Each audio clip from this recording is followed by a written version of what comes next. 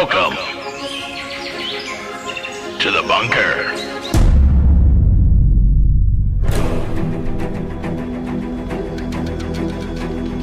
Join Nikki, Rosella, Robert, Kayla, and Cole Wednesdays at 10 p.m. Pacific Standard Time as we traverse the portals of the universe. Discover the secrets of the cryptids. Uncover the truth of conspiracy. And explore the hauntings of our world.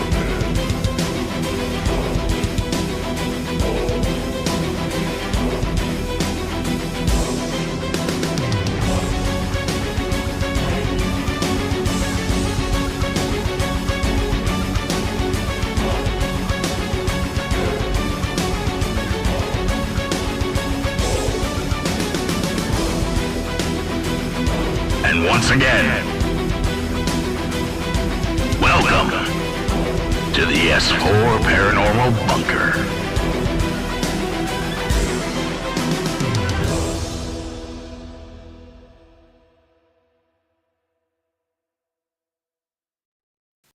Hello, ladies and gentlemen, and welcome to the S4 Paranormal Radio bunker thing. Holy crap. Totally lost what I was saying right in the middle of a sentence.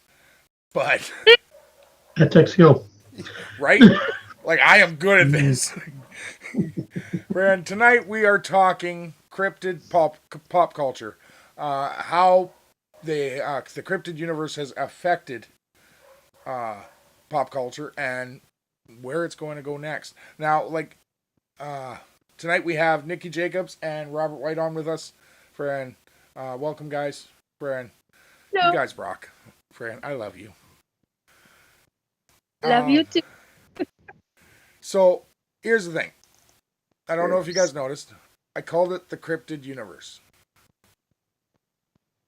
There is a reason for that. Yeah, there's a very good reason for that in my world too. So, yeah, there is so many arguments that cryptids come from all different universes. But in the idea of pop culture, they are in their own universe. Yes, it involves humans. It involves other paranormal realms. But when you put a grouping of them together in pop culture, that is the universe. Very true. That is the reference I'm using today for that. Because, universes. Yeah, and it's stupid because, the Swifties have a universe. Friend. Oh, God. Seriously? And that's the most cryptid thing you can get. For 50 Swifties, yep. So, but they... So, of course, our most prolific cryptid in pop culture is Bigfoot. Yeah. We are never going to get away from that. We never want to get away from that. There is always going to be movies that come out and that actually make actors' careers. I was under the impression Nessie would be the biggest. You know, you'd think that, but the problem is Nessie can't break into the main different genre. Realms. Well, the main genre. Bigfoot has surpassed every genre of film. He's in horror, he's in action, he's in drama, he is in comedy, animated. Mm-hmm. Every single genre of movie. I'll even go as far as porn. Okay? Hey. Friend, that boy gets around. Just saying. They don't go in big for nothing. Wow, chicka, wow, wow. But so many levels of wrong. Especially when you think of which Bigfoot it could be. Is it Harry? Harry and the Hendersons? Mm-hmm. Or the Slim Jim guy. Oh shit! Um, like, or Abominable. Like, He's just the worst. He must be what that like that sausage, the worst. friend. Well, Abominable, he's just an angry dude. He doesn't even let the girls come first in porn. Friend. Yeah. So, No, yeah. Just splash on the stomach and leave. Yeah. gonna break in and welcome Kayla. Hey. Friend. Hey, Kayla. She's alive. She made it. Her mom didn't forget her. I am amazed. I had to text her and remind her, Of course you did. but that's okay.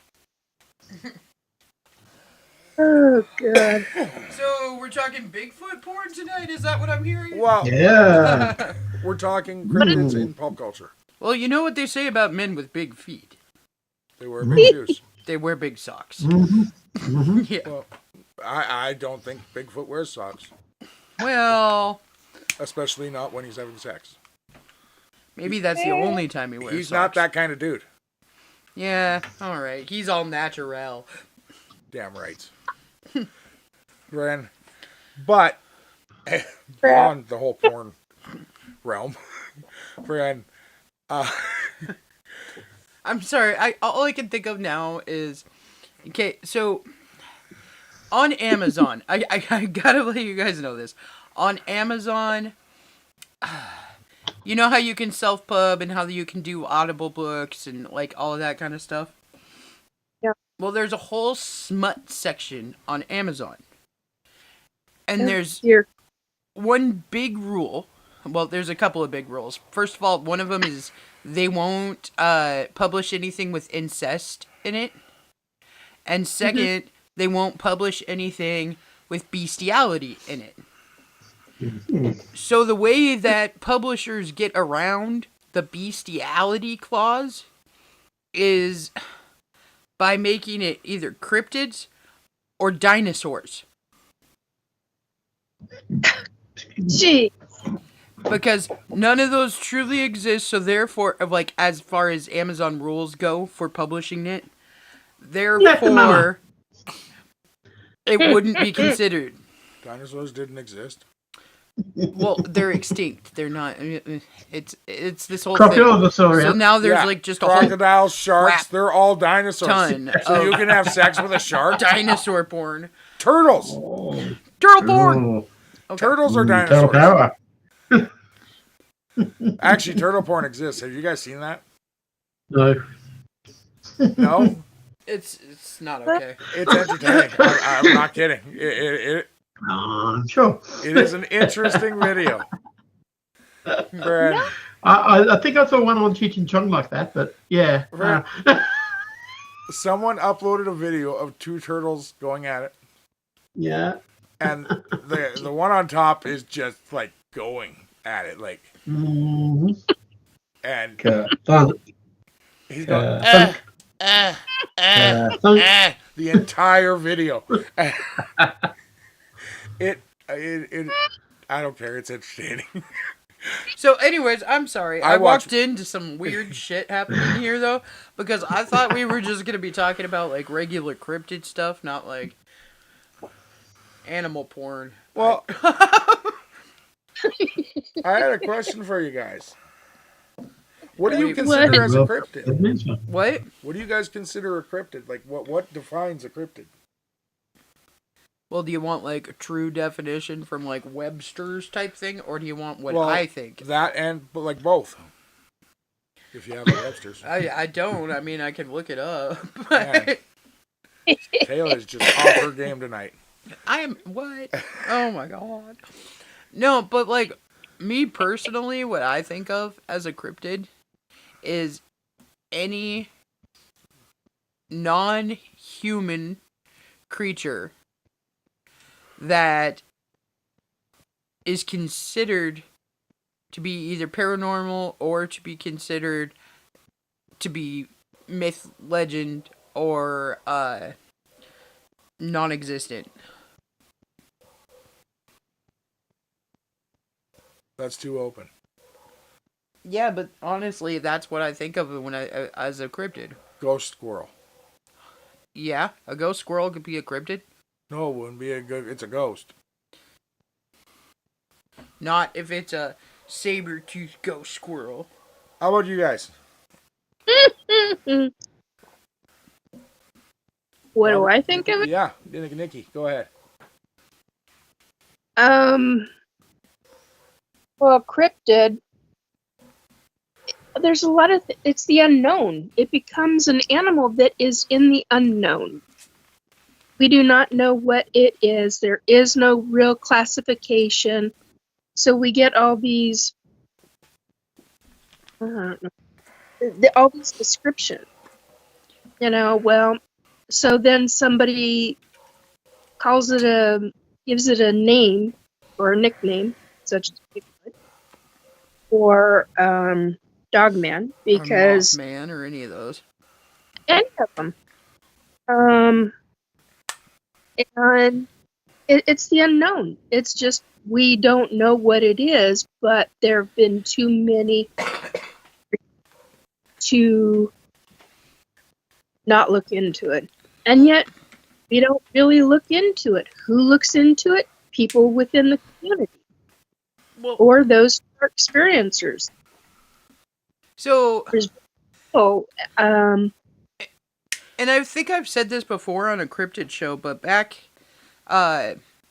classifications of cryptids from before, like, it was 1800s and before, right? I think all the way up until 92. A silverback gorilla and a giant squid were in the cryptid category. They were not in the actual known animal category until they were able to find a colony of silverback gorillas and could actually study them and classify them. As soon as they could study them, there was proof that they existed and they could classify them. They were taken off of the cryptid list and added to the animal list. Yep. Same thing with the giant squid. It was on the cryptid list for a really long time until they were dredging and they caught one and they could classify it as an actual creature. Okay. yeah, it's just something that, and then you got the study of it. How do they study? Is it just through observation? No, with the gorilla, they actually killed some and brought them back for study. Yeah, Physical. they did autopsies and investigations into them and hair samples, blood tests, all Coffee kinds mugs of out stuff. their fists. To see what genome they were part of, to see what classification and they would have, what family grouping to put them in, all of that. Now, there is a reason I asked this way. Okay. And it's the fact that I said something at the beginning, and I have to make a correction according to Hollywood. Oh, good God. Oh, Hollywood Yes, does I know. not consider Bigfoot our most popular cryptid. Does anyone have a guess who Hollywood thinks? Yes. go for it. Lichen. Oh. Oh, okay. Okay. The lichen would be in the cryptid realm. Well, Universe. in Hollywood universe would also... Okay, so lichen, we're talking like Wolfman, right? Status? Yes. Werewolf. Okay, so then would they also classify a vampire as a cryptid No. in Hollywood realm? No, because in order to become a vampire, you were at one You were point at human. one point a human being. Yes. Okay. All right, because I was going to say, but in order to become a werewolf, Not true. weren't you at one point a human being as Not well? in all lore. Oh, okay. Oh.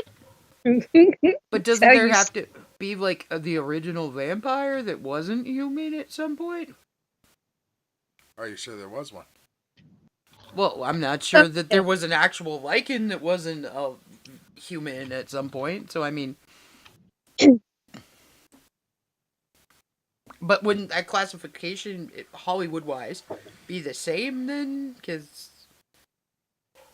Okay. So according to Hollywood lore, Uh-huh.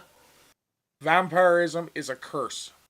It's not a... Okay. All right. Okay. that makes- Lycanism is a genetic evolution. Huh. See, that's weird because I've also heard of Lycanism as being a curse. See, and that's the thing. People But I have guess... like different writers and different But I producers guess have if you taken go it. off of, like, the sparkly vampire theory, those were not... that was genetically something that happened to a specific group of people. So they were already, like, Lycans. I can't even take you seriously now. Well, I'm saying, Friend. like, okay, if Fucking Team Edward right here. oh my god, okay. Alright. You guys, when you guys were talking vampire, I literally heard the word list or the name Lestat, and I'm like, seriously? And I got told yes. Oh, that's probably because Cole's here. And that is one of the major realms, like major vampiric realms, where the curse becomes involved. The first families The were cursed Antichrist. by the Mayfair family. Friend. So, but when Hollywood first started making movies of Wolfman, Yeah. the original wolf was not a bite, it was a genetic evolution. Oh, okay. Okay, So- I could see that. Because I was gonna say, well, then, you know, there's like zombies and all that. But I guess, it again, at one point, those used to be human beings, not... It was either a disease or a curse or a... Yeah. Okay. Or a genetic switch. Again, no, that like that you're on track there because a zombie could Could be considered, considered cryptid. a genetic... It's a genetic evolution. So wouldn't then zombies be more prevalent than Lycan? No. Really? Yeah. There's so many zombie movies. Mhm. But they don't make enough money. Oh, yeah, I guess. Okay. I don't know. World War Z Oh. did pretty good. Yeah, I thought so. Compared to Werewolves in London? well, Ah, that would be woo! number one, Oh. considering it won an Oscar. That's why I was saying. Yes. Mm. And then you've also got what's that whole series? And they're the first prevalent ones in the late 2000s. Being human? To use the word lichen. Oh. It was a movie Harry series. Potter? No. They use that. Underworld? No, they named a fucking guy after it, but that's not the one. Underworld, that's it. Thank you, Robert. Mhm. That whole series, Bran. I still feel like, you know, with Dawn of the Dead and all of Okay, that, and like going If forward you're doing from it there. encrypted wise, you can only add the ones.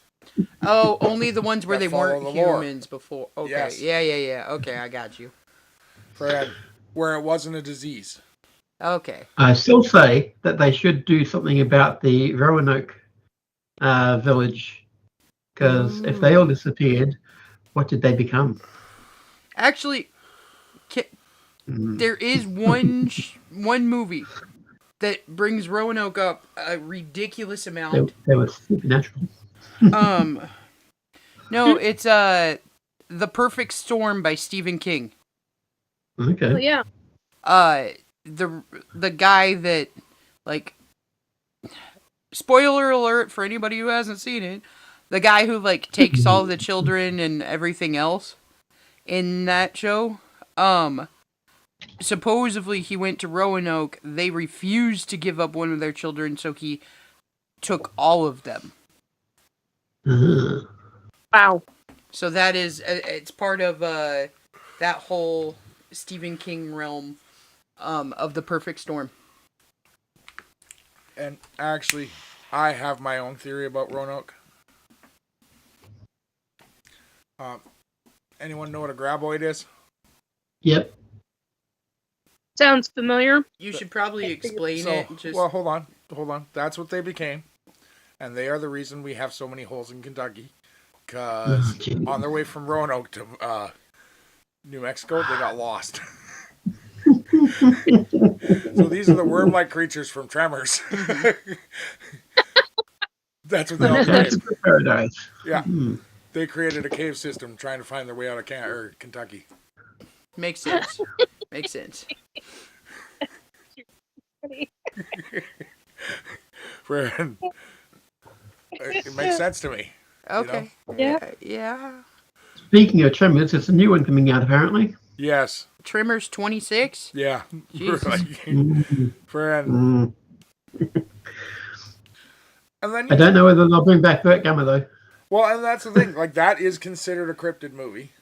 Trimmers? Mm. Yes. No, it's considered an alien movie. No, it's not. What? They're aliens. No, Friend. they're meant to have been Oh, underground all that maybe. time. Maybe you're. Yeah, you're Mm. right. They would be ancient Paleontologists. race, not alien. And they fall into the lesser known category. Like we have a lot of creatures in this world that we have very little proof of, very little even research on. Like rakes. Yep. Yeah, rakes. That's a whew. Rakes are my favorite cryptid. Huh? Why? Oh, because I find them fascinating. Actually. Because they make like a leaf, make like a tree and leaf.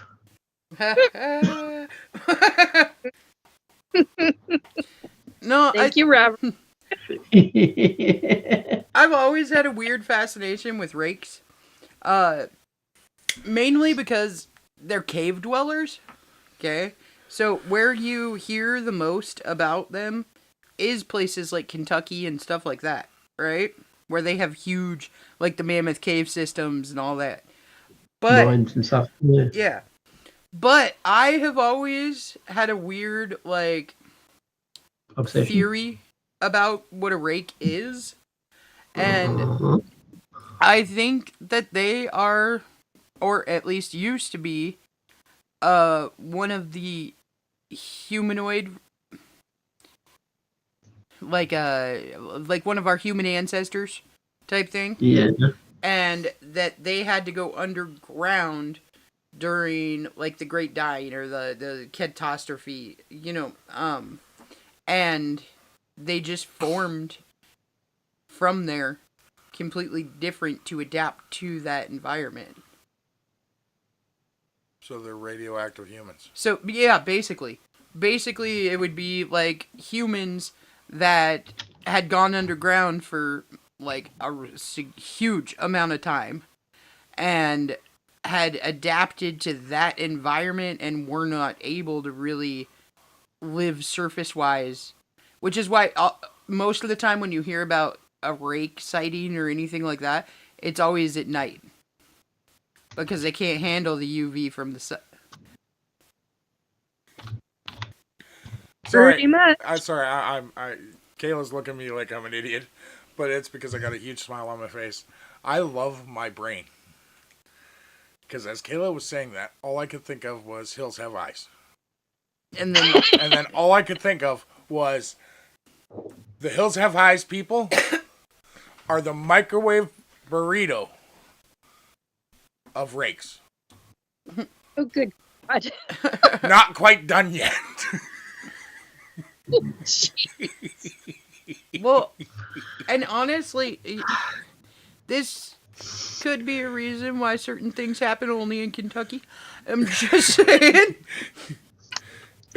Kentucky, where they keep it in the family. Well, I mean, there was like the blue people of Kentucky that were a family that was seriously bright blue. Like their skin tone was bright blue. They had taken too much colloidal silver and they kept it up. Yep. No, theirs was. I know a guy, in Bellingham. I know a guy that had taken silver for a long period of time, and it turned his entire body blue. So Yeah. yeah, he had a silver tinge to him. Yeah, it was a bluish silver. Yeah, he kind of looked like one of those. He was metallic blue. Yes, he looked like Oh God, how do I explain? He looked like Avatar. It was like shiny blue. It was weird. I call him Smurf.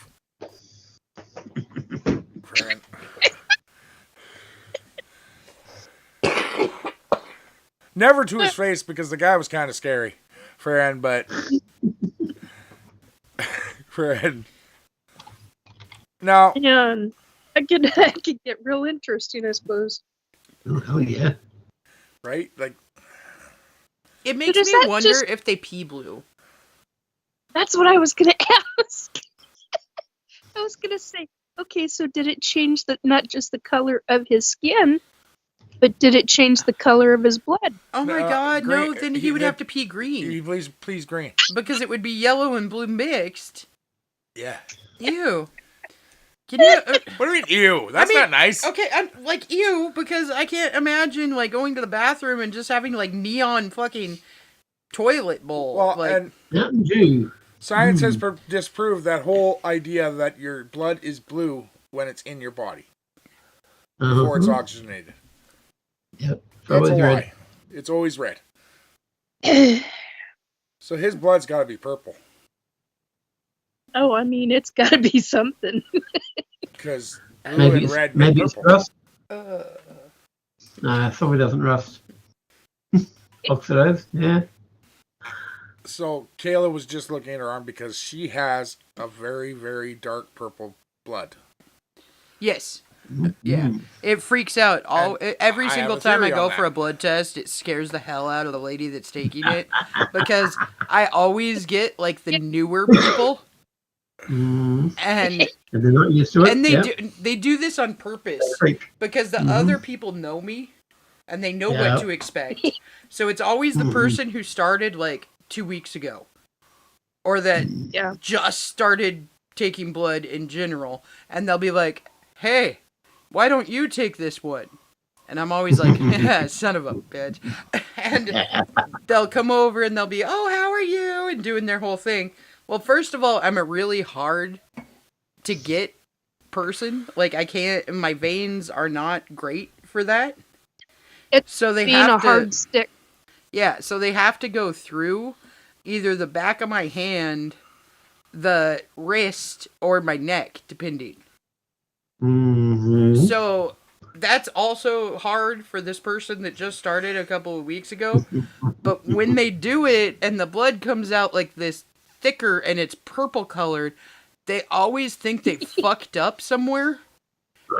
And they freak out, and they freak out really loud sometimes, and they'll be like, oh my god, I did something wrong. And then one of the people comes over and is like, oh no, it's just Kayla, it's all right. So, it's like this long running joke with all the phlebologists. They're like, hey, we got this new one. Hey Kayla, go sit over there. You know, most of the nurses nowadays have a problem with getting mine too. I think Everybody's had problems. yeah, I think we need to start a program where they hire heroin users for just sticking needles in people because they're good at it. Like they know what they're doing. They know where to hide it. Yeah. Like, show me when a heroin user doesn't find a vein. Man, that's a hell of a thought. Right? I'm not really okay with this because like, so they can't get it and they can't get it, so they just stick it into your eye, like, cause. Oh no, they'll go for the toes first. But you see what I'm saying? Though? I'm just saying, like, friend, and I'm not actually that hard of a stick. It's just I like to rip them out. Friend, when I was in my car accident, the lady was having troubles finding one just because of how messed up my body was right after the accident. And friend, She finally got it, and I raised my arm and said, "Woohoo!" And it came out again. Right? She was a little mad at me. You were also heavily Sedated. drugged at that Drugged up. point.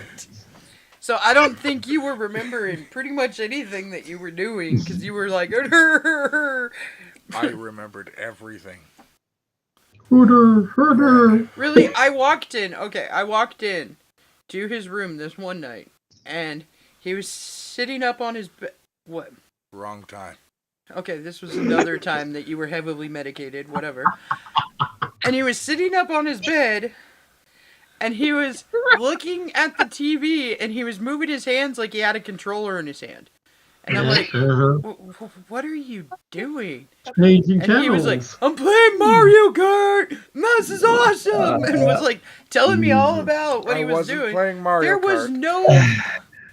I was playing Sonic versus Mario at the Olympics. Mhm. That was coming out the next November. Yeah, so... Let's go. But the TV wasn't on. There was nothing hooked up to it. He's just sitting up in bed in the middle of the night going, like, Yep. okay, cool.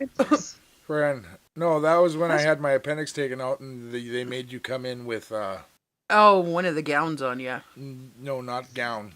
You had the full protective gear because they thought I had swine flu. Yeah. Friend, so I called the doctor a swine. That's dumb shit. Friend, call me a swine. That's fucked up. Friend, I mean, you were chunkier back then. shut up. You Friend, know, a couple that has been together a really long time, or ones that are married, can get away with it. Certainly. Time. It was all in how he said it, and she did not miss a beat. I mean, right? that's why I laughed. It just really struck me very funny because it's just like only a married couple or only a couple that's been together a long frickin' time can do that. Well, and you gotta was know your one- timing. I mean, that's just what I was gonna say. You guys had the perfect timing. Because, like, I did have a comment earlier and never ended up saying it. It's still fucking funny. I don't care. Friend, I wanted to say that when they found her purple blood, friend, that they didn't know whether it was just, like, changing color to, because of her high iron that she has in her body, or if it was just all the unicorn blood that she ingests to get rid of her cold black heart. Friend, a gift she got from her mother. Oh my god, I'm fucking Voldemort, bitch. I'm never dying. I figured you know that with the nose thing. Yeah, well. Right. But back to cryptids. Yeah, sorry for the massive lead off. That was weird. Friend, well, you know, like we were stuck in quite, each decade we have a new one that kind of takes prevalence. Friend, Did you Yeah. say this is a cryptid hole? not quite. We were stuck in the cryptid hole. It puts the lotion on the skin. No.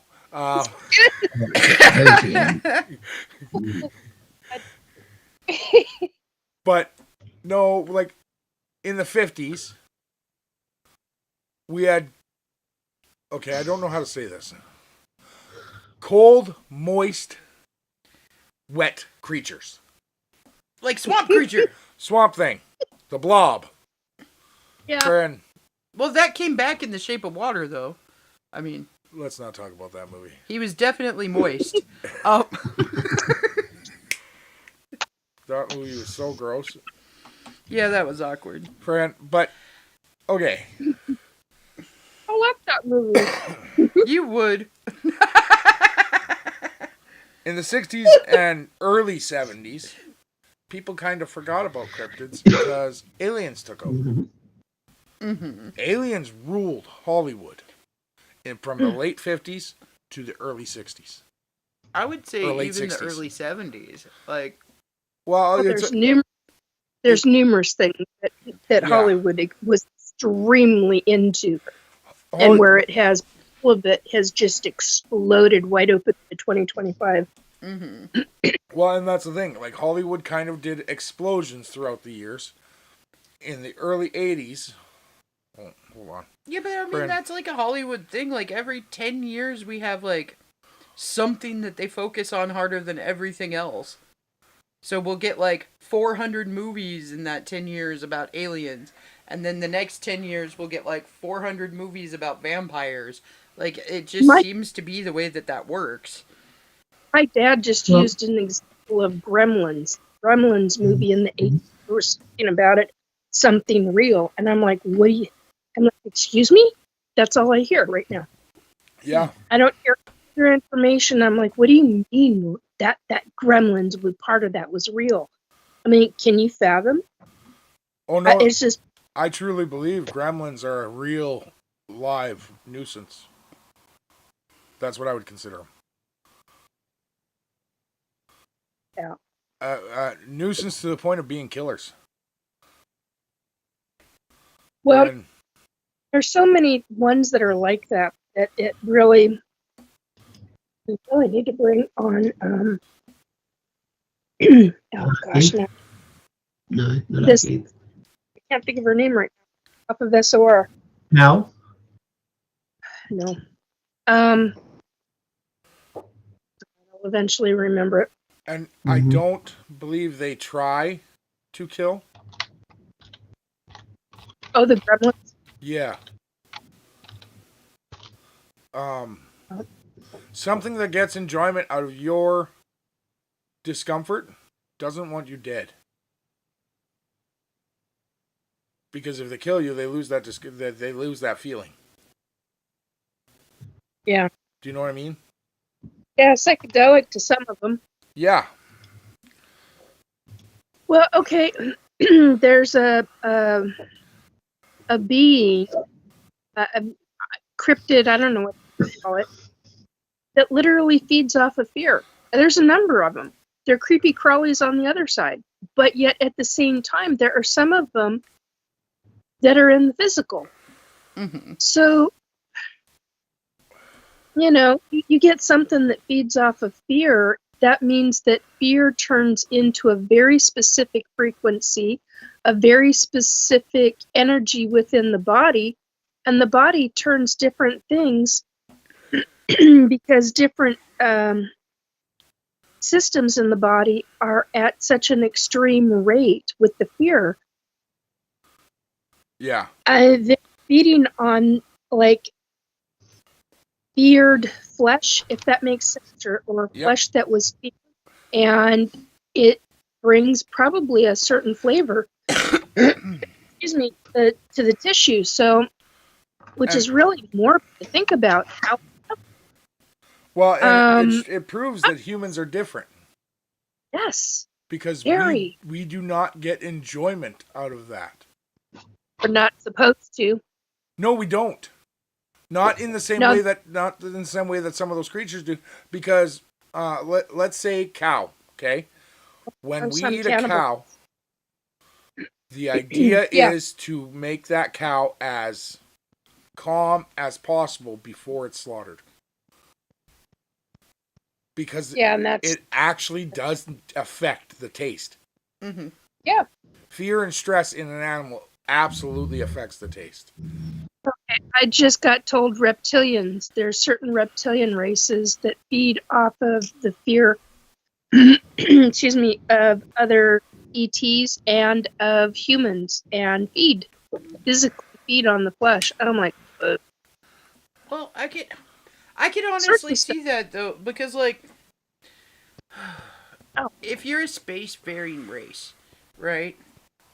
Well, seasonings take up space that you just don't have. So wouldn't you want something that tasted different every once in a while? Like, I'm gonna make this one laugh. I'm gonna make this one cry. Ooh, tastes like sadness. Like, Ew. I'm just saying, like, I'm going to probe this one. I was just shown a green grape, and I'm like, what the hell does a green grape have anything to do? But it was when you were talking about the flavor of different and Emotions? the flavor, yeah, different emotions that are in the body. Because And grapes do the same thing. I'm like, they were very specific. They showed the green grape, and then it was like a peeling back of the skin of the grape. And I was shown the inner flesh of it, and I'm like, okay. Okay, so if you take a field of grapes, a vineyard, right? Yeah. And you have a horrible season of storms. So like constant thunder, constant lightning. Those grapes you actually want to let freeze in winter. Yeah, because they make great, they make a completely different kind of freezer wine, basically. And if you try and make regular wine out of them, like at harvest Sour. time, they'll Yeah. taste like shit. Yep. Vinegar. But freezer wine or ice wine, I think is what they call it, Yes. has a really unique flavor. And most of the ice wines that I understand are dessert wines. Yep. I could be very wrong on that, but some sommelier is probably going to need to correct me. But anyway, yeah, kind of interesting. Brian. Sorry, guys. I just got a message from Kayla's mom, actually. Fran, because something showed up today. That's awesome. Fran, I am so happy today now. Today, it just turned into a great day. Because a shirt that wasn't supposed to show up until after we were giving them out showed up today. Really cool. So, I found this thing online. I got to break this up to tell you guys this. Fran, where this family went on vacation. And the day they all left, they gave each other shirts. And they were the most embarrassing, horrible shirts you could find. So, like, one would say, like, I'm just here for the gangbang. Or, I do the best muff diving. Like, different, weird, horrible crap. And to give to your, like, mom or sister, and they have to wear them.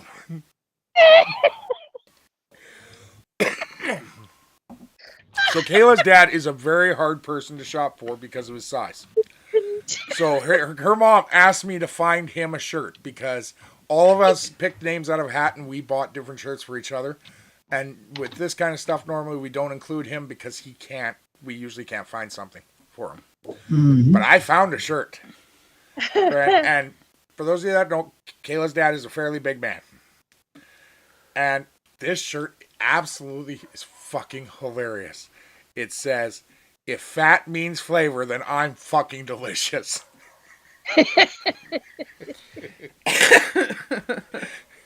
Friend. He's gonna love it. And your mom said it's so silky. Oh, that's funny.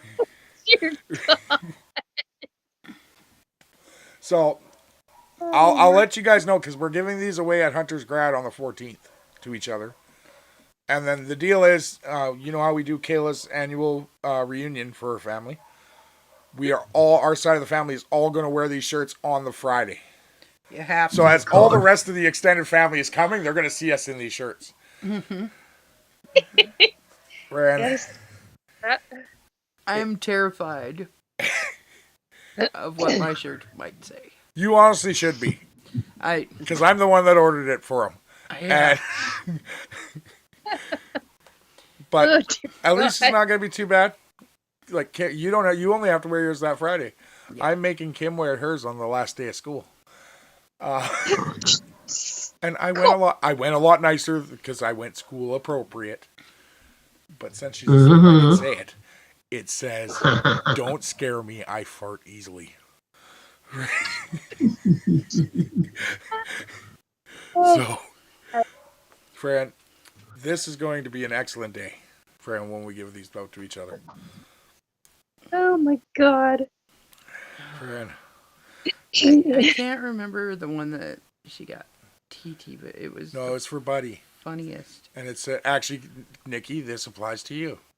Well, not apply. It doesn't apply. I'm not saying it applies to you, but it applies to something that we've made fun of you for on this show numerous times. Fran, it says, anal bead tug of war champion. Oh, because I told the story, folks that don't know. I told a story about uh, an experience with a hierarchy who literally instantaneously tried to ground me. Not only tried, but did it. And it felt like I had my ripped out of my ass. I am reminded on a semi-regular basis of how funny that is and how much it sounds just exactly what Cole was describing. Oh my god, you guys. Well, and then Robert just posted one that said, "Ask me about my third leg," and then points down. So Kimberly got one of her cousins, one of her male cousins, and she got him one that says, "Appreciate the little things in life," and then it has an arrow pointing down.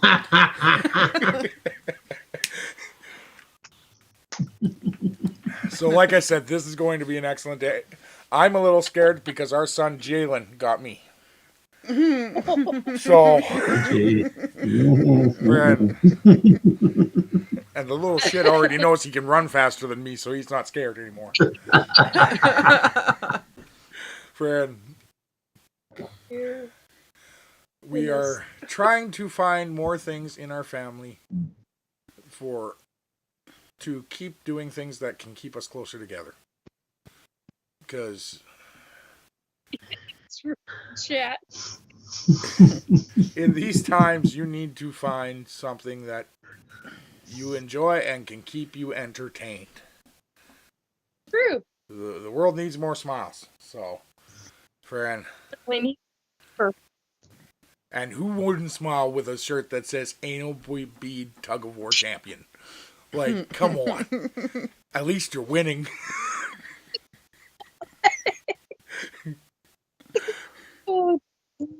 Okay, I gotta put just one little tiny bit of context to that. Well, there's a family show. The person that he got that shirt for is also a lesbian. So, it gives it a double entendre. Friend. But she's also not your average lesbian. Friend, they're not, like, they're a couple, but they don't, it's not obvious. It's very obvious that they're in love. It's not obvious that they're any different than anyone else other than angry old biddies. I don't know how else to put that. Friend.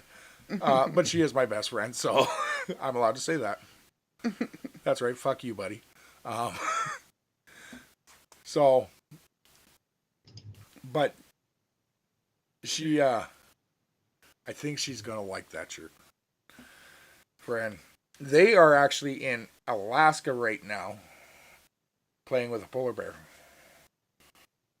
And they're supposed to be bringing me back a puppy. A puppy polar bear? Well, no, their first stop, they went on this train adventure. Mm-hmm. Yeah. And their first stop was to go to a dog sled training camp. Right. Like the Iditarod type thing. Yeah, and it's for the Iditarod dogs, and I want one of them. So I told them to just put it in. You know how hot they're gonna get? Just smuggle a puppy. It's fine. It's all right. It'll be a puppy. It'll be fine.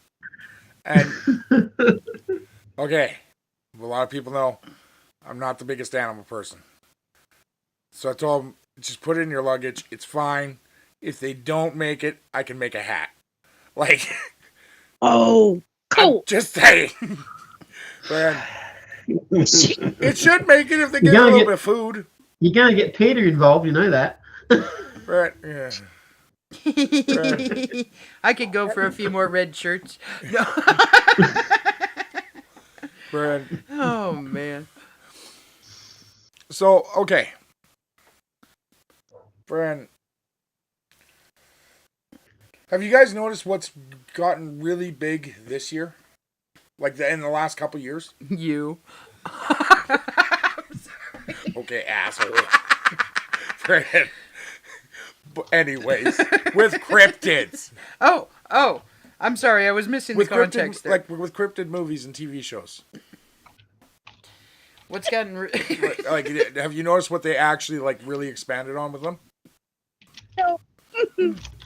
No, what? Chupacabra. Fair. Oh yeah, Choopy's been in a lot of them. Yeah, like. What the frick does that say, Robert?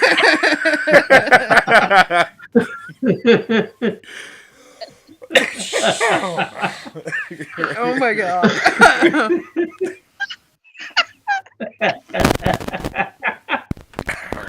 You said you wanted to laugh. Yeah, right. I don't know where all this piss and vinegar Kayla came up with. Jeez. Fred.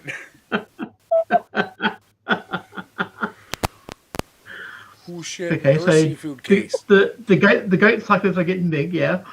Fred. Yeah, well, no, but like, we've seen some major actual like movies come out of Chupacabra this year. Mm-hmm. Not well, last year.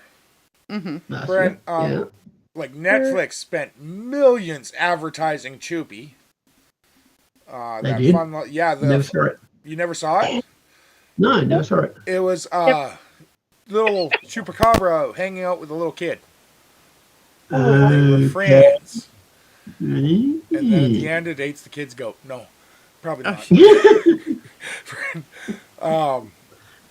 Like couldn't be any worse than the what they have on ghosts at the moment. They're saying that whenever they get pulled up to wherever they're going, they're getting sucked off.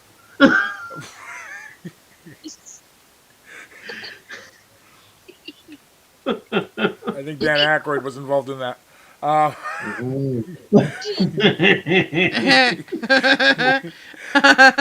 Never cross the stream. I do gotta say something on something that happened this week. I don't know what to believe. Itch in my head. Okay. Did you guys watch... What the fuck movie was it? Friend. What movie was it? G20. Oh. No. No? It's on Netflix. And it's actually kind of a scary movie, even though it's not supposed to be. It's an action movie. Like, it's a pure action movie. A bad action movie. You think it's all... What the hell? But a female president ends up defending people, all these people at the G20 summit. Because AI... No, I'm getting my movies mixed up. You just mixed up two movies. Okay. Yeah. I can't tell you the name of the movie. It's too big of a spoiler. But there's a movie that just came out where AI has taken over. To the point where no one believes anything anyone says. Because they have figured out ways to actually take everything and make it into an AI video. And it's so well duplicated that it can... Could it be true? Could it be AI? Yeah. Nobody knows. And through that, the AI system was able to actually take over every country's nuclear armament. God. Well, that wouldn't be hard, because if they just wanted to do something like that, they can just do an AI of this person and have the greatest wall ever. Firewall. Oh, but Firewall ever.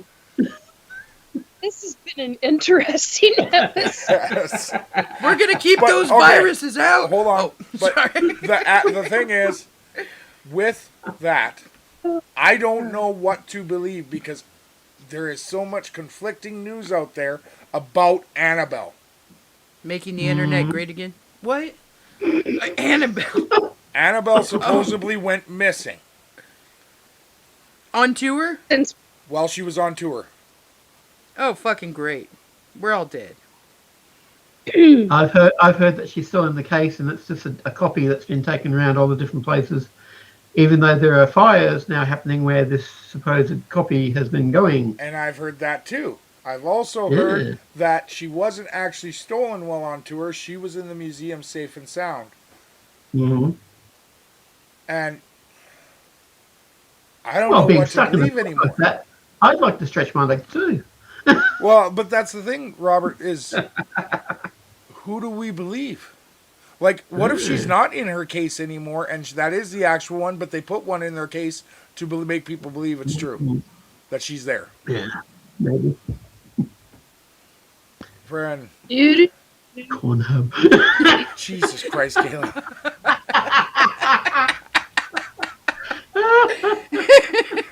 You know, that was an actual thing. It was a yes, it was. I don't Okay. doubt that. I don't doubt that at all. On April 1st, 1 year, Pornhub changed everything on their website to Cornhub. And the recommended videos was just corn. And the videos, And you know this how? Because as soon as we heard about it, we searched that shit. Damn right we We did. had to. We were like, oh my god, wait a minute, did they? So we had to look it up. And yeah, me and Kayla sat there for about an hour and watched 4 videos about corn. Mm-hmm. Cornholio. Pretty cool. It was literally like a thing where it starts as a seed being planted, and it was a time-lapse video of it actually growing. Yeah. It was sexy. It was actually quite comforting. It was fertilized. You know, okay, so speaking of weird porn websites, I guess we're going into that. Yeah. There was also one for a little while that was online called furnitureporn.com. And Pivot. it was like 2 desks doing it doggy style. And it was like still photos of all of the different furniture in weird sexual positions with each other. I don't think that's a cryptid. No, that's definitely not a cryptid. Unless there's a furniture sexual driving cryptid out there. Well, it might be interesting to the dryads. some of those certain kinds of positioning chairs could definitely be classified as cryptid. That's cryptic, not cryptic. Well, as the Lemon water. as the Scottish friend I have says, cryptids. Yeah, cryptids. Yeah, that's how she says it. Mm-hmm. That would drive me nuts. Didn't we say that at one point? And then we were Yeah. talking about the dude from Tales of the Crypt having tits. Yep. Yeah. Friend, Okay. Yep. that was last week. You got your crypt tits on. Got your cryptids. Friend. Okay, this has been a weird night. Definitely. Yep. See, this is what happens when Rosella's not here to supervise. I'm just. Have you guys seen those things where archaeologists Erg. Mm-hmm. in the year 3000 dig up a grave, and it's just this skeleton lying there with 2 bags of silicone? Yep. Seen that? Yeah. Yep. Mm-hmm. We think it was an offering. You know, I often actually wonder what people will think, like, 10,000 years from now when they dig up, like, some of the stuff from our time. Because if when we dig up stuff from, like, 10,000 years ago, and we dig up a dude, and he has, like, a hatchet with him or whatever, and we're like, oh, well, he must have used this for protection. He must have done this. And, like, make this whole story that goes along with the line of what must have happened or what they believed in based off of the stuff that was around them. Well, Yeah. like, if, for instance, something catastrophic happened tomorrow and it, like, completely covered our house in, like, Pompeii-type ash so everything was, like, preserved. Thanks for that thought. Okay. Yeah, Thanks for that sorry thought. about that. That's awesome. But then somebody 10,000 years from now digs this up. I can't even imagine what they would think of all of the crap they would find in here. Like, what storyline they would put to that. Have you seen our kids today? I need a charger. Exactly. They don't come out of their room. Future generations aren't going to get out of a chair. Yeah, maybe. It's going to Just be like like Wall-E. Wall-E. Yeah. Yeah, Wally will dig it up and be like, Well, does anybody remember the TV series Sequest? Yep. Yeah. DSV, yep. Yep. In the 1990s, there was an episode, I think in the first or beginning of the second season, that actually showed what it would be like with two teenagers left alive. And that's it. And it's all video game and food pellets and that kind of thing being brought to them. My point being is that if kids are not taught certain things, what are they going to come to in the next 50, 60, 100 years? Mm-hmm. It gets regarding the technology and, parents. Well, I mean, honestly, as it stands right now, a person can live a full life inside of their house without ever having to leave. Because Yes. they have the Good point. video games with the social interaction, they have the internet with the social interaction, grab up. and they have things like Grubhub and things like Delivery.com and different stuff like that that will drop off anything you could possibly purchase, and you can work from home now as a remote person. So you can have an entire existence without ever leaving the confines of your home. Yep. So as we go down that rabbit hole further and further, there's less social interaction that's happening on a regular basis. Like person-to-person interaction. We are almost to the point where we can actually say Bigfoot is the full all-time winner of hide and seek. Yeah. If this continues, we are never finding him. Well, the thing about that is, if this continues, he could be standing on our front porch and we wouldn't even notice. Yep. I would. Well, yeah. But I mean, like, if you are a person that never leaves your home, you never do anything, never really go outside or any of that kind of stuff, he could be walking down the street and it wouldn't matter. But I'm just saying, like, if he was on our front porch and I'm standing at the door smoking, if I flick my cigarette at him, he's probably going to light up because, well, that Or be fur's like, pretty flammable. Hey, bro, Friend, what are you so- doing? He'll scream, I'll scream. And that's about It'll it. We'll be- both just stand there screaming. It'll be a party. Yeah. It's a scary body. Friend, no, like, it's amazing how we have come so far. And now it seems like we're just killing ourselves off with how far we've come. Well, we've come so far, but we've lost so much in the process of coming that far technologically. Well, because, like, Yep. I was talking to my dad about this a while ago. Friend, like, because I asked him how much of my slang terms from when I was growing up did he not know? And his response was none. Wow. That's a 30-year age gap where there was no, like, distance in what I said and what he knew. Mm-hmm. I can have full-on conversations with my kids and only understand 3 words. Like that whole skibby toilet and, frig, I don't know any of the other ones. It's to that point where I really don't know I popped what up they're then saying. to the store and I got myself some glizzies. Yeah. And I'm like, And it Wait, can, what? that's the thing, glizzy can be a bad term, it can be a good term, it, like, friend. There are so many slang words now that are not only used, they're used in a good way and a bad way depending on the inflection of them. So it is really, really hard when somebody is a little monotone to understand whether or not that was a good thing that happened or whether that was a terrible thing that happened. Because... And what if you can't read those signatures? What about here? I'm sorry, what was that? What happens if you cannot read a person's body language or understand?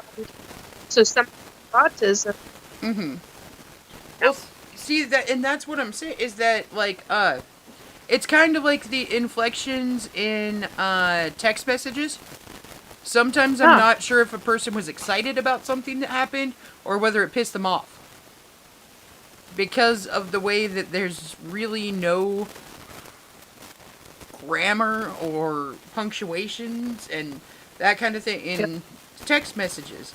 Sometimes they can be just one giant run-on sentence for like a page.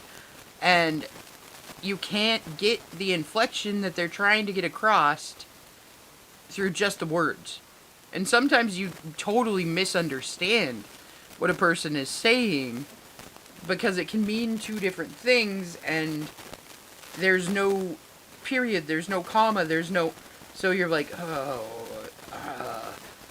okay, you know? Mm-hmm. But see, in a way, Canadians already figured part of that out. Yeah, you just said A. No. No, like,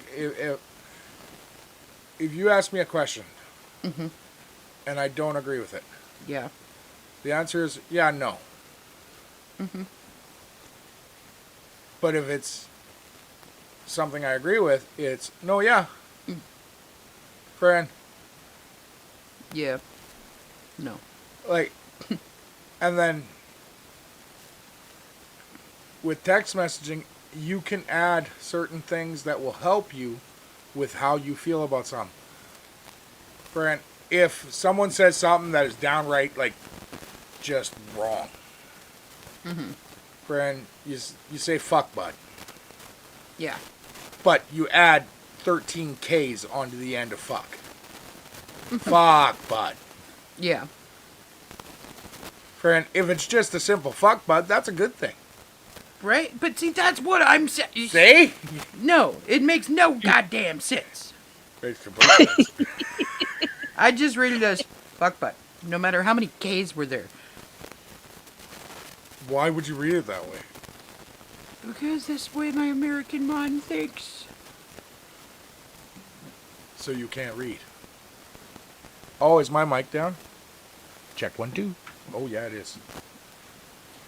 Bum bum boom.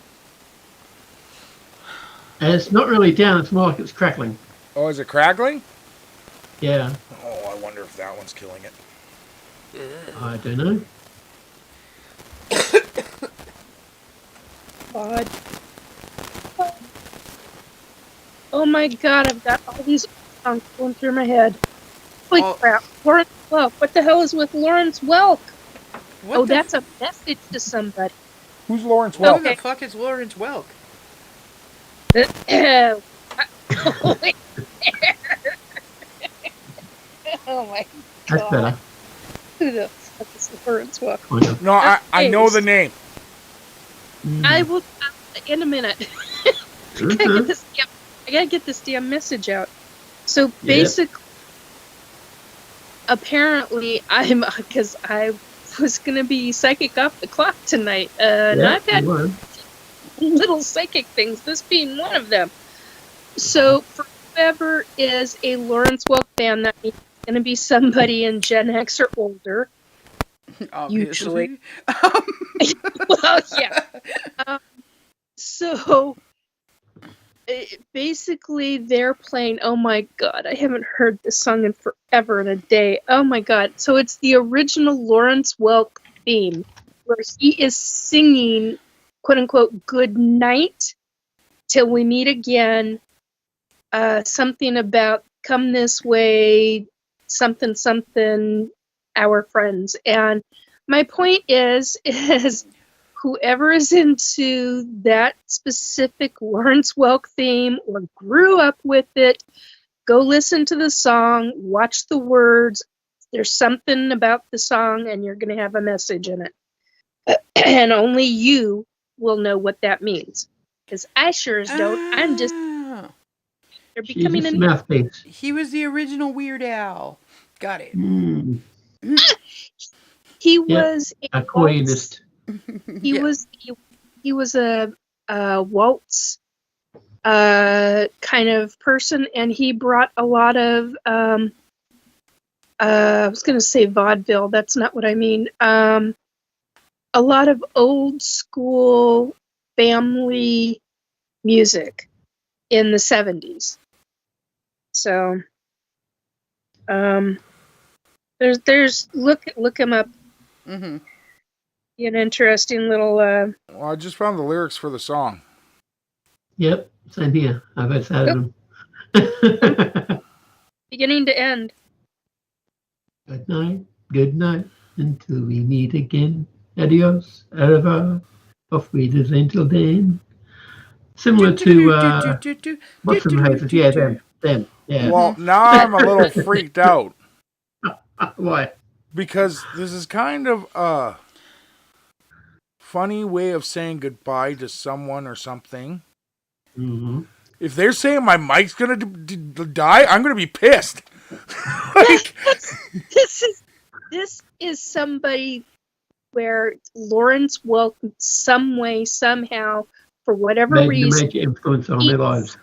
it means something to them. They do this as a message specifically to them. It's not going to hit upon very many people, grand scheme of things, unless somebody comes by and they are listening. And like for me in my childhood, my grandparents, my dad's parents watched a lot of Lawrence Welk, and then I would come home from time with my dad where I'd see my grandparents and they'd have that song being played or the Lawrence Welk show being played. And then by the time I get home, my mom, the following day or a couple of days later, because there was essentially a 70s version of a parenting plan in play at the time. And so by the time I got home, Mom would say, "What do you want to watch tonight?"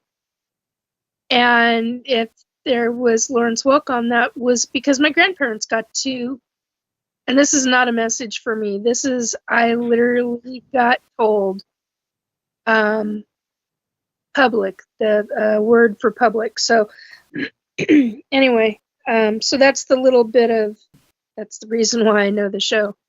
And the reason why I know that the message goes out to somebody at a future date who is listening to this. Correct. It will mean something to them. So I don't think it's me because that's not the one I identify with. Like, I know that song. Yeah. But the one that we've always done is Goodnight Irene. Oh, yeah. Oh, dude, I know that song. Like hardcore. That's the one Dad does at the end of every time we play. Mm-hmm. Friend. I'll see you in my dreams. And if she's running late, you say, "Come on, Irene." Yeah. Now that is just gross. Oh, come on. Irene does not appreciate that. Friend. No, Eileen now, on the other hand, she's into that. Yeah, only with the other hand? Only with the Beatles. She's got one leg shorter than the other. That's why she's Eileen.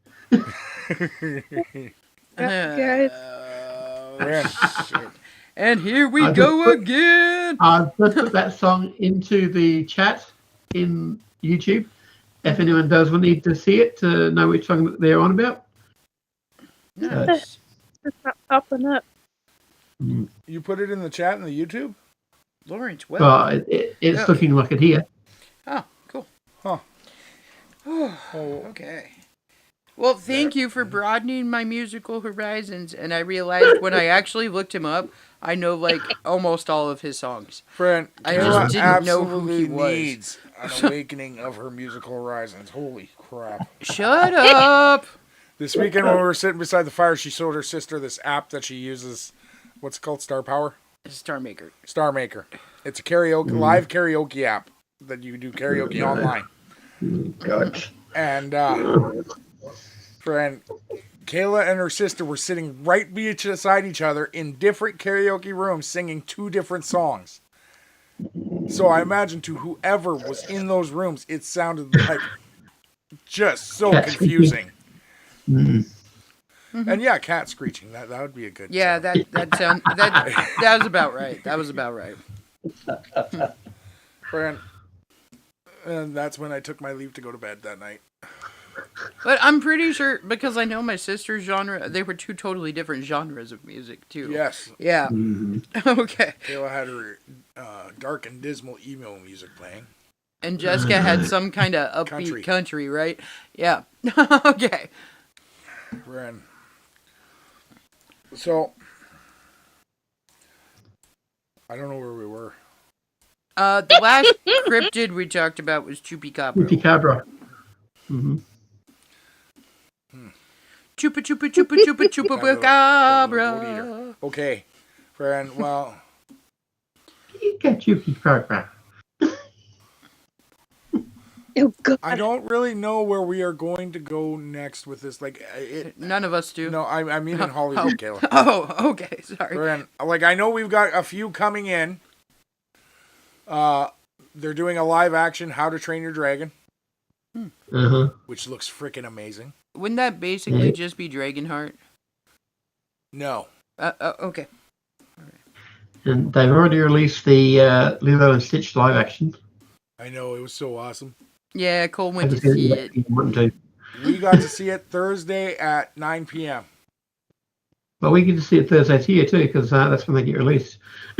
Yeah, I guess, like, because, yeah, that makes sense. Friend, but yeah, no, we saw it on the theatrical release because it is Kim's favorite show. She can actually do Stitch's voice really well. Yeah, she can. It's Nice. So, Friend. Fred, that little dude is crazy. Fred. But like, so we've got a new dragon one coming out. I don't know. It almost feels like we're running out of ideas.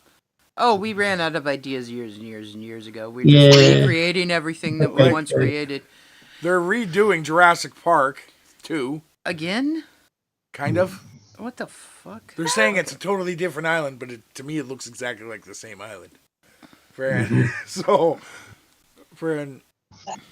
And now it's just Jurassic World. Again. Well, yeah, again. But they remade it. But new characters. Okay. And new dinosaurs. Well, okay, so here's the thing. If they're going to remake movies, that's whatever. But don't remake movies that were already remade and remade again to be remade again. Remake movies that have only been, like, remake a movie that is going to be a challenge. I want to fucking see someone remake Blazing Saddles. Come on, I dare you. Come on, Hollywood. I don't think that would be appropriate in this day and age. I think it would be very appropriate. A lot of the humor back then just wouldn't transfer the same way that it used to. And actually, I'm pretty sure that movie would never actually make it to the... No, it wouldn't. not these days, no. No. Actually, I couldn't believe it. So my dad is a very conservative older gentleman. Mm-hmm. And You said that.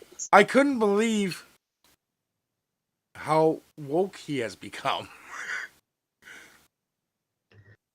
So the caffeine. There is a lot of stuff that he believes in and doesn't believe in.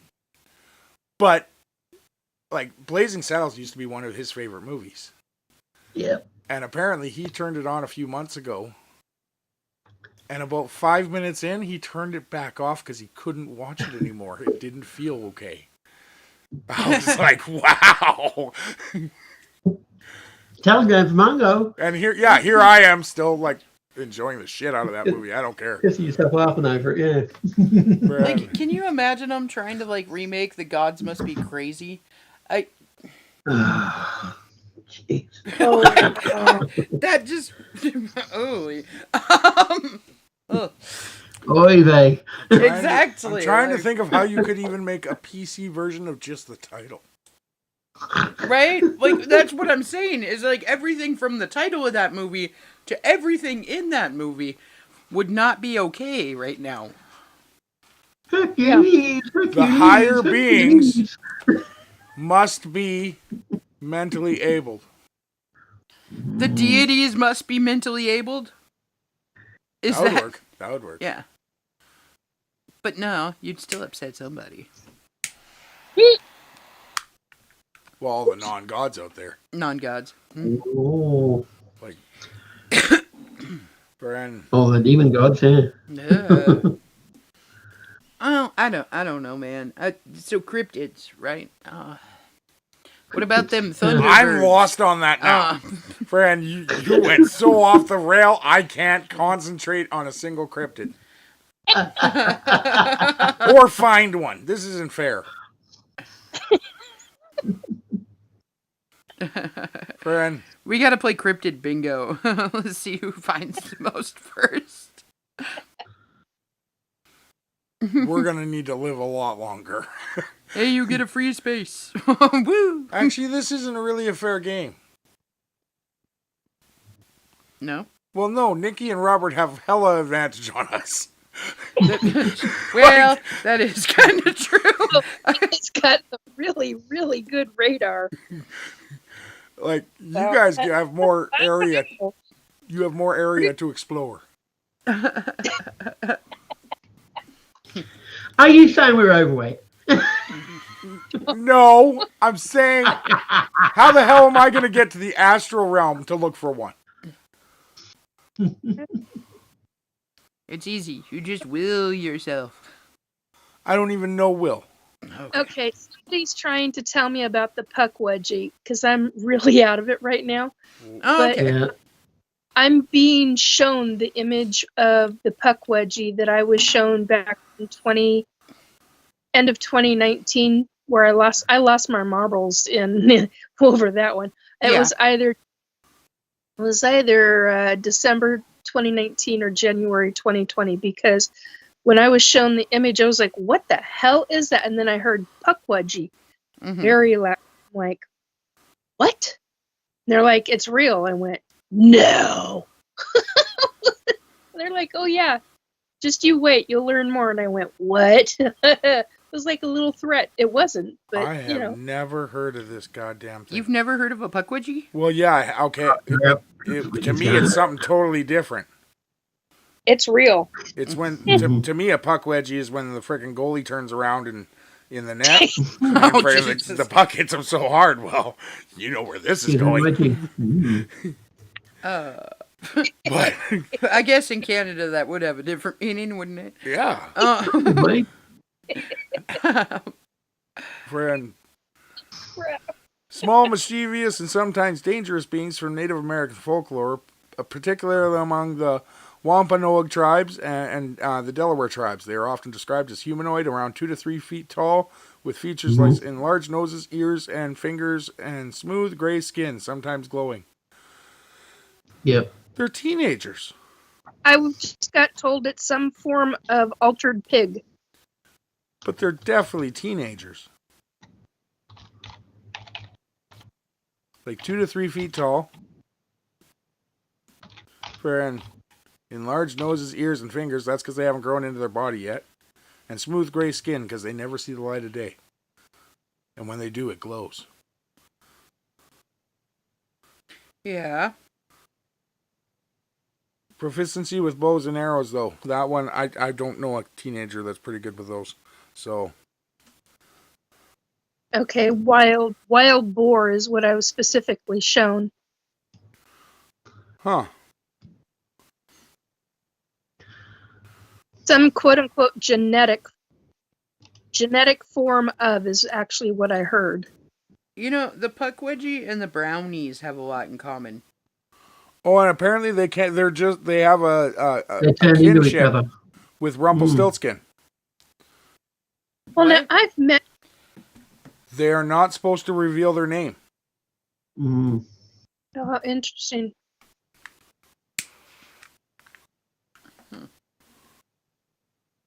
But So yeah, I've Those met are the different fae. what?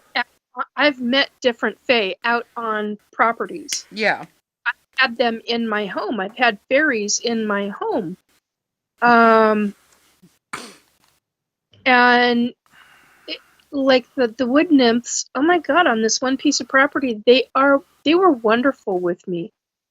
It was crazy because I was the only one that could see them, and there were 3 of us psychics, and I was like, why aren't you showing yourselves to them? And they're like, because we're meant to see us. And I kept thinking, and they're like, no, we didn't do it. It's basically, it was my frequency had something to do with it, and I learned a lot from them.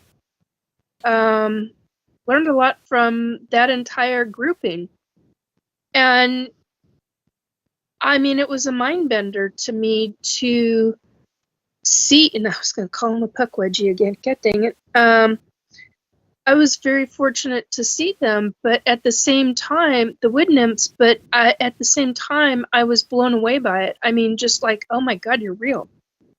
Mm-hmm. And pretty much, if we allow ourselves to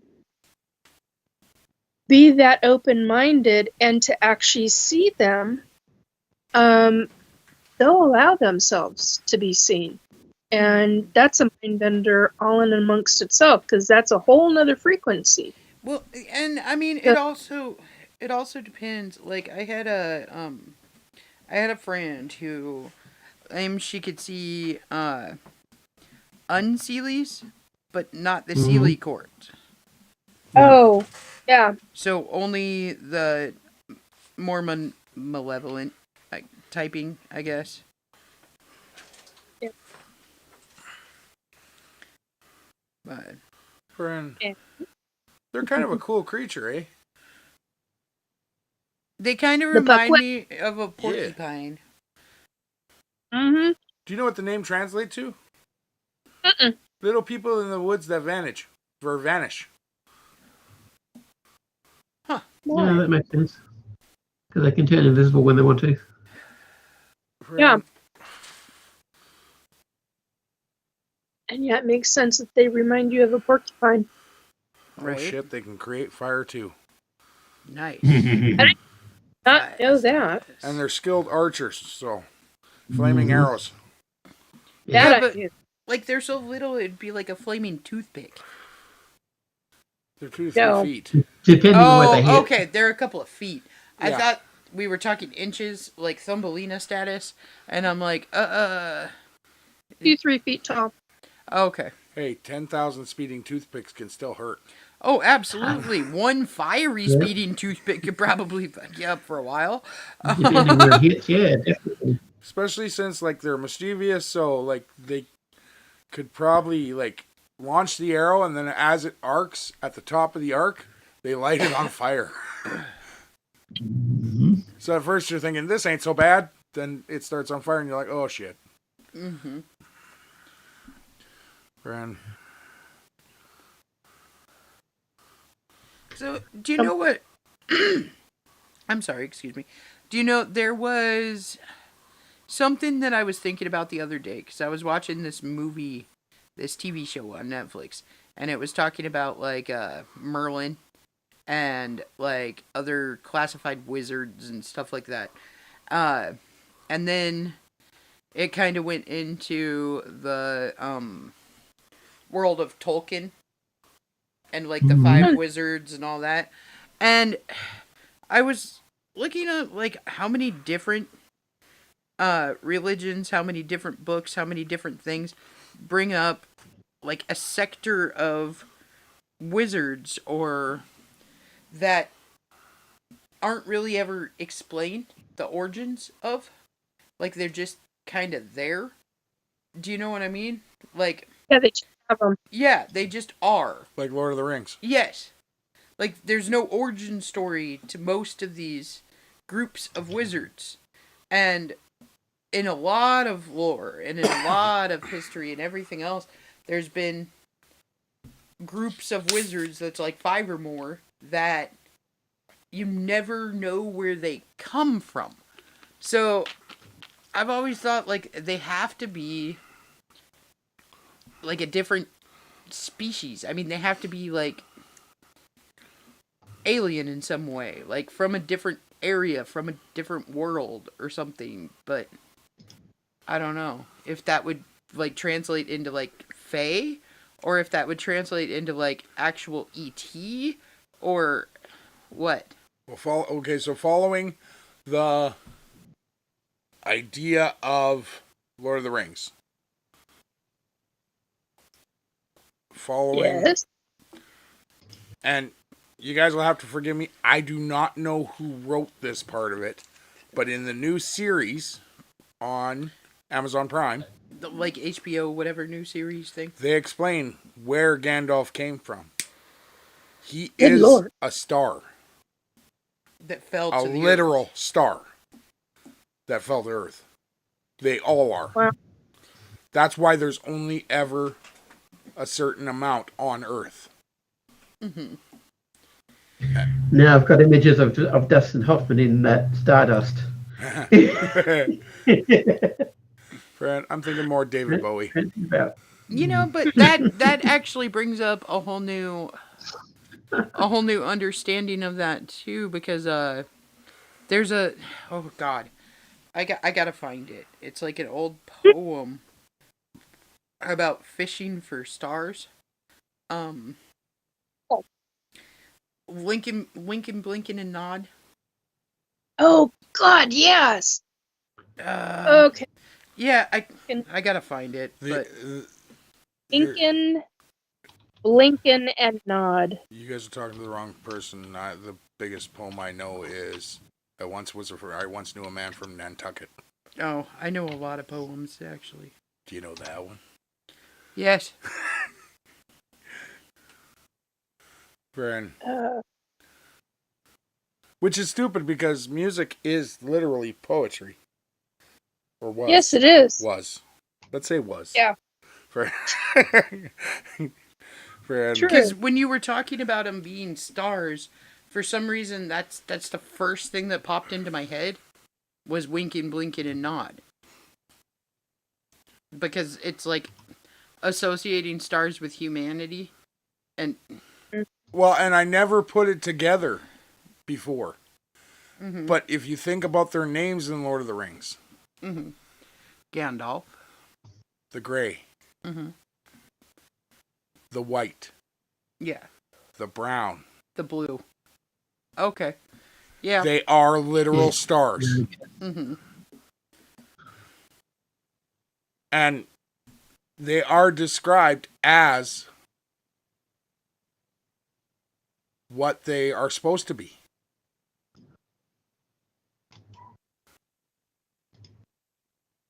And a brown star is a deadhead. Like they're there, but they're not quite there. Friend. Mm-hmm. Hmm. Did you know that Winkin', Blinkin', and Nod? Whimsical bedtime, as I'm reading this off of Google. Whimsical bedtime poem about 3 children who sail a wooden shoe across a sea of dew, quote unquote, to fish for stars. The poem, originally titled, quote, Dutch Lullaby, end quote, was published in 1889. The young sailors represent the sleepy movements of children falling asleep, with Lincoln, excuse me, representing blinking eyes, and Nod representing a nodding head. Yeah, I have no idea why. I haven't thought about that poem in forever, but as soon as he was talking about the stars, it just popped into my head. It was weird. Yeah, the original author's name was Eugene Field. Huh. 1889. Nice. That's a poem my mom used to read to me periodically. Fascinating. I always got the like horribly sad poems from my family, like Little Boy Blue and stuff. Like, Yeah, I got all of them. And Some I haven't thought about since, so. the stupid part is some of what Kayla was originally talking about with the wizards, some of them they try and throw things in there to make you think you know. For example, Harry Potter. When you think of the original wizards, who do you guys think of? like Slytherin and Gryffindor and is Do that you, what, or is it the original Peveril brothers who owned the Deathly Hallows? well, and then Yeah. they this- have the Order of Yeah. Merlin of first class, Order of Merlin of, so obviously that was even before then. And before that, Narnia. the original mention of a first wizard, Mhm. in Dumbledore's office, there was a book titled Jaman. Gee. And he was an Egyptian wizard who lived around 2600 BC. Mhm. The first witch in Europe was named Cleaner. Mhm. Um, Well, I also okay, so I'm kind of a weirdo when it comes to stuff like this because I try to find like ways that this can happen in reality type thing.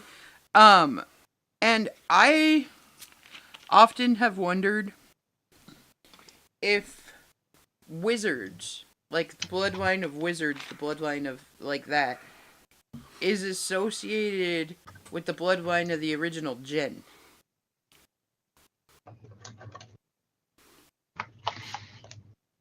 I don't think so. Because, like, I feel... Just got the attention of a hierarchy. Because I feel like, my own personal beliefs, and there's no basis to this, there's no reasoning for this, like, honestly. But, in the time when the world was forming, okay, so when we were still, like, a magma ball out in space, basically. Magma. Yeah. I feel like we were inhabited at that point, but at that point, it was the people of the fire, so it would be considered like what we would call Jinn or Djinn now. And, like, they ruled the world type thing, like they, not really ruled it, but they were the life form of our planet. Like the original... God, what is the word I'm looking for? The original intelligent life. Okay? And then, as the Earth cooled and as everything else, they went kind of into hiding, like into the center of the Earth type thing, because they couldn't live on the surface anymore, because they need that like heat, that fire in order to keep their fire type thing. So I feel like in the beginning, when we talk about like ancients and we talk about that kind of stuff, they had domain over the planet before we did. And these things that are coming out now that we're trying to like suppress and trying to put away and trying to sufficiently bottle up are us suppressing the history of the actual planet. Okay, sorry. That was... Well, no, it's just, okay. Do you know the actual definition of a wizard? Mm-mm. For a person, a man, Mm-hmm. because a witch is a woman, according to their terms. Yes, in these terms. Yes. A wizard is a man believed to be able to manipulate magical elements. Okay. Women If with penitence. Friend, if you believe... Okay.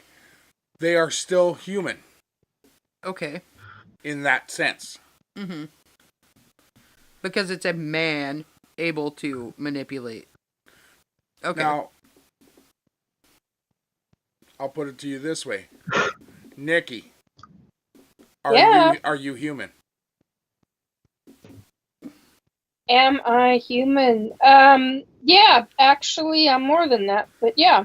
Yes, but you are a human that unlocked a power within yourself to use your psychic abilities, right?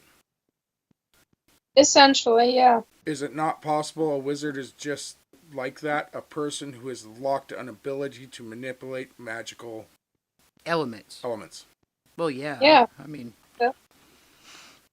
Friend,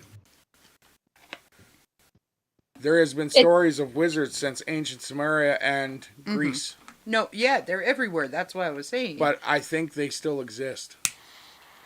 Oh, so do I. I just don't think they're prevalent. Hands down, I believe that wizards exist. I believe that people that can manipulate the rules of physics exist.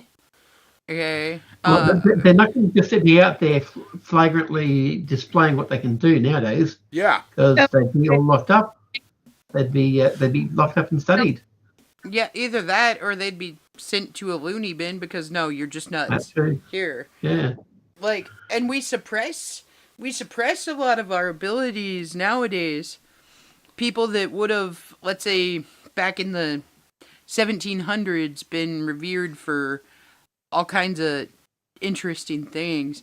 We suppress a lot of that with like pharmaceuticals and with like that kind of thing, or like antidepressants and different stuff like that. Not saying that they aren't needed in certain cases, but a lot of it is used as suppression of something that's strange about that person or something that's different about that person. So they never develop that because of the fact that they've been told that that doesn't exist or it shouldn't. It shouldn't be the way you think. It shouldn't be the way you act. Yep. So even if somebody has, let's say, some form of magical ability, they're not going to let people know that. They're going to suppress it because it's wrong. It's different. It makes you weird or whatever. I could be a wizard. I just don't know it because I eat too many weed gummies. Yeah, pretty much. Because I watch Harry Potter while I'm stoned and I'm like, I could do that. Just not right now because I don't want to. Well, I mean, if you think about like past history, we got like alchemists and we got all kinds of people that dabble in these different branches of what you would call wizardry, I guess. And back then it wasn't thought of as something that they shouldn't explore or shouldn't try to do because people believed in it. But now if Just somebody like if I went over and I was like, okay, I am an alchemist and told somebody I'm an alchemist and I spend my entire life trying to do this, they'd be like, you need to be locked up and institutionalized because you're nuts. Like, fuck, guys, Kayla is gonna be so scared. Pissed. Well, no, Right. Freaked out. Mm-hmm.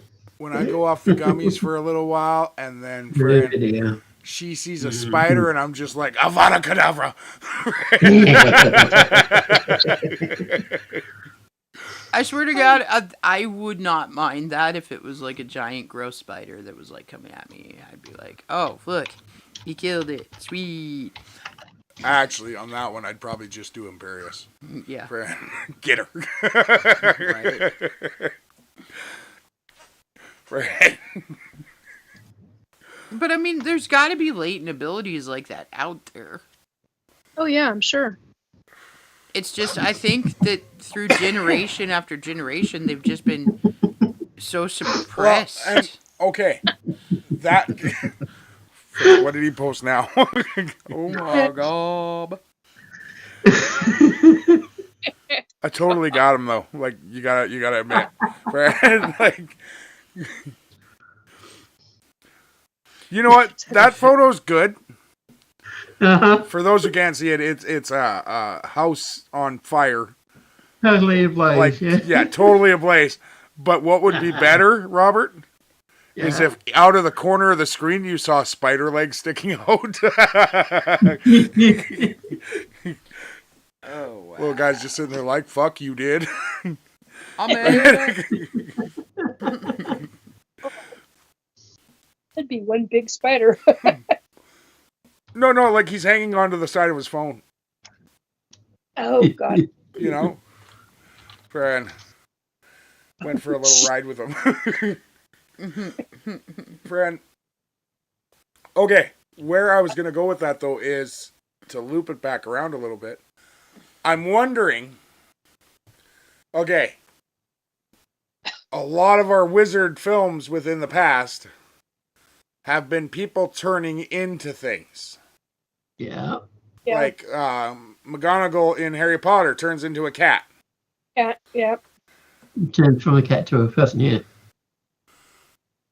Now, we've had a lot of cryptids that Well, you talk about only have one sighting. Yeah. Or a few sightings within a short period of time. What if it is a human that has an ability to transmorph and they're not very good at it? Shapeshift. Yes. Mm-hmm. Well, you're looking into skinwalkers at the same time. Well, yeah. Mm-hmm. But and to me, a skinwalker is not a cryptid. Yeah.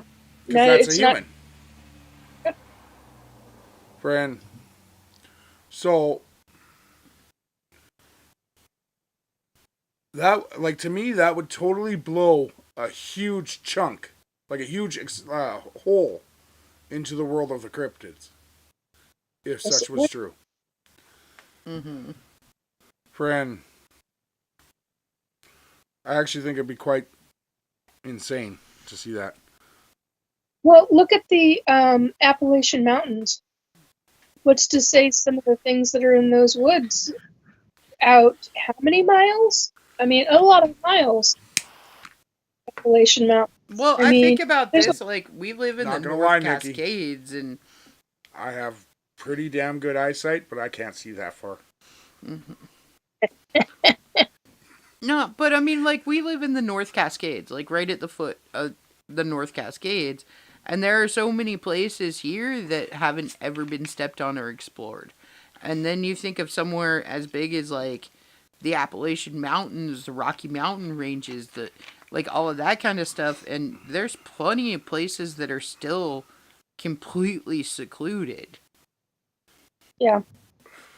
So there's no reason that there can't be something there. Well, and how many? Okay, here's something that I know that I've been told by ETs. But my question becomes, from knowing this bit of information, how many islands on this planet are completely cloaked and loaded to bear with ETs underground? Mm-hmm. They've gone underground and they have their technology. They may not have their ships, but they have their technology. They chose an island for whatever reason, and they've cloaked it using the tech that they have. So how many of those islands are on this planet that are cloaked? Yeah. I mean, that's a significant. I mean, I'm sorry. I know other people are going to go like, "What the hell, Nikki?" I'm like, but my point is that there are things that we have on this planet, and I'm not doing my show tomorrow, but I'm doing it on Friday, and that's one of the things that I'm going to be talking about. And it's not I don't mean to turn it into a plug, but my point is No. that Mm-hmm.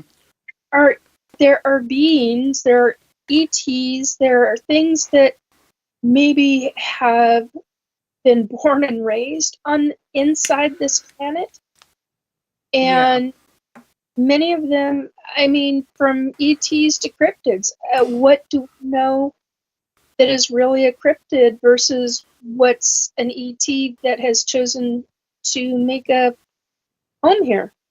And we don't know about it. Yeah, well, That's a mind bender when you think so about it. have you guys ever heard of the tiny island of Tana? Why does that sound familiar? Okay, Is that the so one that's banned from people going to because they have the tribe there that will kill you? no. So No? this is actually a very bizarre thing that happened. So there was a very primitive tribe that lived on the island of Tana. And during World War II, a American aircraft had landed on there because it was running out of like gas or something. There was some reason that it made an emergency landing there because it was the only area in the area that it could. And the people of Tana thought that this was like the second coming of their god. And they worshipped this guy that had come out of this aircraft as a god. And his name was John Firmer. And then he left, but he left a whole bunch of cargo there because it was something about the weight distribution of the plane or something like that. So he had to leave a bunch of cargo. And in the cargo, there was like food rations and like Coca-Cola and stuff like that that this tribe had never seen before. And they still hold ceremonies about their gods coming back in their flying crafts and leaving them riches. And they worship an American flag because that's what was on the side of the plane. Oh, God. And they worship, and they get dressed in like soldier's gear and everything like that because that was what they thought of as their god. And so it completely changed everything about the islanders there and their entire culture because an American cargo jet had landed, or cargo plane had landed there. Wow. So if you think about like something like that, like it kind of reminds me of us like seeing an alien coming down in a flying craft that we're like, this must be magic, this has to be a god. You know, like I could totally see that being any of our civilizations as well. We don't know how much something as menial as that to one culture could have completely changed every aspect of another culture. Exactly. Yeah. I always thought that that was kind of a weird example of like, as far as modern day, it's not really modern day, it's over like 80 freaking years ago, but still, closer to modern day example of an entire culture being changed by one small detail. And it makes you kind of wonder, like, some of our religious practices, some of our things that we worship, some of our things that we do, if it was an accident like that that caused us to do that. Interesting thought. Brian. Wow. Because, yeah, I've always thought that that was actually a really cool... Like, if anybody has a chance to read up on it or to watch the documentaries about it, it's actually a really cool, like, concept thing that happened there. Nation. Yeah. Mm-hmm. So, I'm tired of watching documentaries. I'm sorry. Yeah, probably. I gotta have humor kid stuff when I get really stressed out. And then it's up to shoot 'em up, bang 'em up, and all of that, and whole process. See, You know what? I had to find a song that would lift my spirits the other day. Yeah. And not my spirits. It was I was feeling stressed. Well, I understand that. So I needed to find something to relieve some stress. You know what I found? Afraid to ask what you find. Roger Miller. Oh. That's Robin Hood and Little John. Oh. Yes. I have probably listened to that about, I'd say about 100 times in the last week. Okay. Such a wonderful song. So but he also went on this little bit of a tangent thing. And, okay, so he found Robin Hood and Little John, and he was listening to that a bunch and was like, yeah, this is awesome. So this afternoon, I got into the car to go to work, and it was all Disney. Like, the whole way to work, it was every Disney song you can think of. Like, everything from Mulan, I'll make a man out of you, to, like, Kayla was has been having issues at work where, she's working too much, she's getting has too many hours on her plate. And she was feeling like, I can't do this. So I played Hercules, Go the Distance. Yeah, he just kept playing different... And he's like, no. Because she's a manager, just think of it this way. I'll Make a Man Out of You from Mulan. Like, yeah. oh. Yeah, he was screwing me all up. I was like, oh, God, okay. But, like, they're those iconic songs, so you can't help but sing along to them. And yeah. So, like, the entire way to work, I'm just singing at the, like, top of my lungs, like, all these Disney songs. I feel like I'm 12. I'm like, it was great. And then I was actually, because when we listen to that kind of stuff, like, the radio's up pretty loud, and he pulls right up into the front to, like, drop me off. And I'm thinking, oh my God, my coworkers have got to think, what the hell is wrong with this woman? Like, you're howled and listening to, at the top of the volume, Disney songs. That's okay. I got some pretty good looks as I am driving down Burlington Boulevard, singing at the top of my lungs, "Kiss the Girl." Yeah. Oh God. Friend. And if I do say so myself, I do a pretty damn good Sebastian. Oh God. Although I felt bad because I just dropped off a woman to chop up my compatriots. So, Yes, that's true. friend. So Look who goes beyond the play. Aha! friend. Well, it is 11:59, ladies and gentlemen. What are we doing for this week? I think we should all do some aliens. I think that... No? I will be. Whoa. Whoa.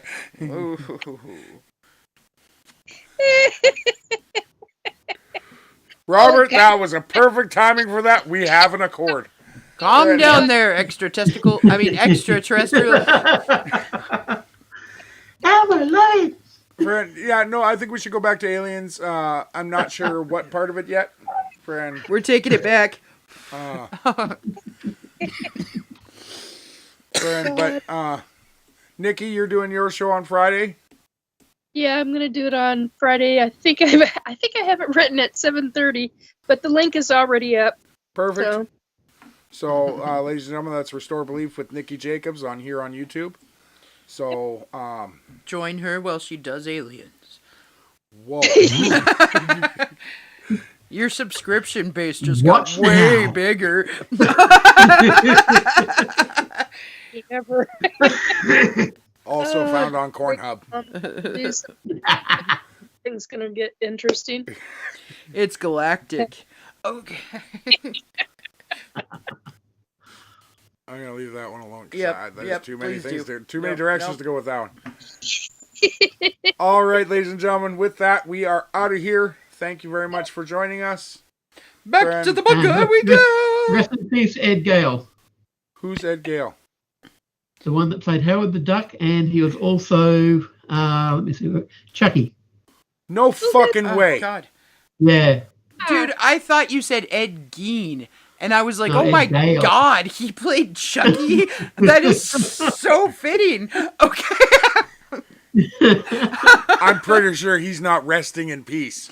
No. I'm sure he isn't. No, Maybe definitely in not. 20 pieces of furniture.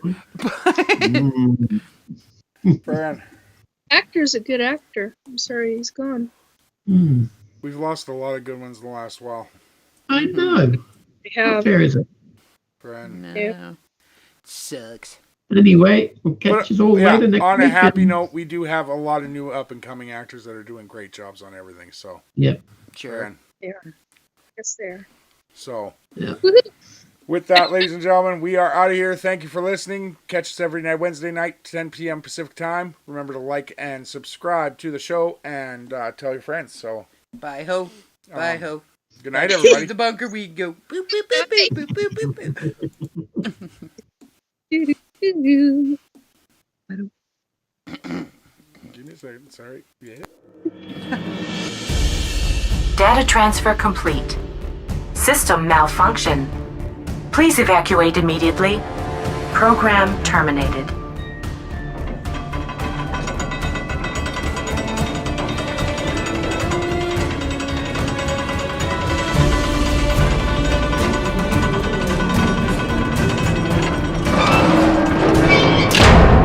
Son of a biscuit,